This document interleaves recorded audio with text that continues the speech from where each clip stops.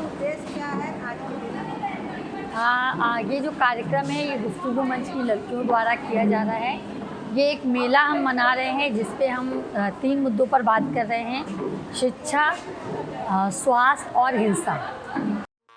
Video के English subtitle on करने के लिए CC बटन पर क्लिक करें। फिर सबटाइटल सेटिंग में ऑटो ट्रांसलेट पर जाकर अपनी भाषा चुनें।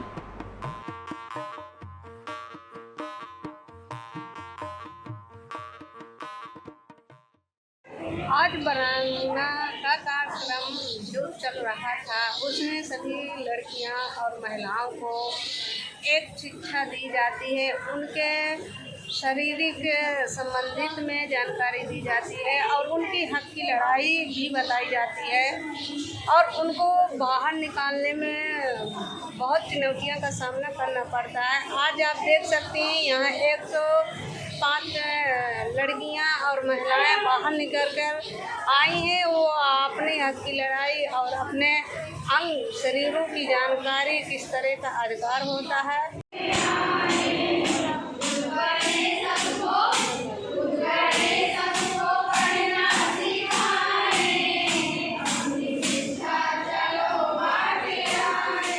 कल्पना दी ने बताया था कि वनांगना टीम में गुफ्तगू मंच एक चल रहा है जिसमें लड़कियों को बोलना, बताना, किसी से अपनी स्पष्ट बात कहना सिखाते हैं और उसमें 3 प्रकार से अपनी बात कह सकते हैं। जैसे कि वहाँ 15 दिन के लिए हमारे कंप्यूटर का कोर्स हुआ था, उसमें बहुत सारी जानकारी मिली और हिंदू और मुस्लिमों के बारे में जानकारी मिली, उनके जैसे त्योहारों के बारे में कि हमारे हिंदू का इतिहास क्या है और मुस्लिम जाति का इतिहास क्या है, उसके बारे में हिंदू और मुस्लिम में जानकारी मिली।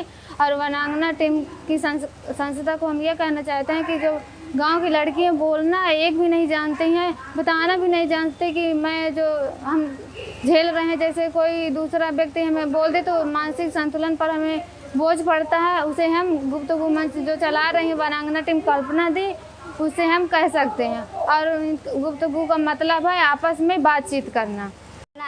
वनांगना संस्था में जैसे अपनी हक की लड़ाई लड़ो और बाहर नहीं निकलने देते, लड़कियों और लड़कों में भेदभाव समाज में बना है। अब जैसे आप बाहर निकल के आती हैं तो किस तरह से महसूस करती हैं? एक शर्म सा, एक डर सा रहता है। जो पहले डर रहता था वो डर हट गया। आज ये जो वनांगना का कार्यक्रम है और इसमें आकर शामिल हुई है तो किस तरह की खुशियाँ मना रहे हैं? यही अच्छा लग रहा है, खुशी है कि हम यहाँ आए हैं। लड़कियों को बाहर निकालने में किस तरह की चुनौतियों का सामना करना पड़ता है?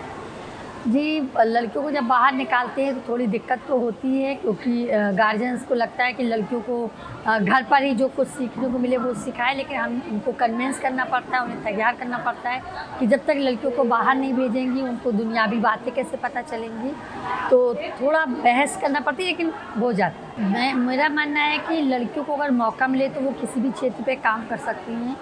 खुद वनांगना ने लगभग 40 लड़कियों को अलग अलग स्रोतों में जाते हुए देखा है।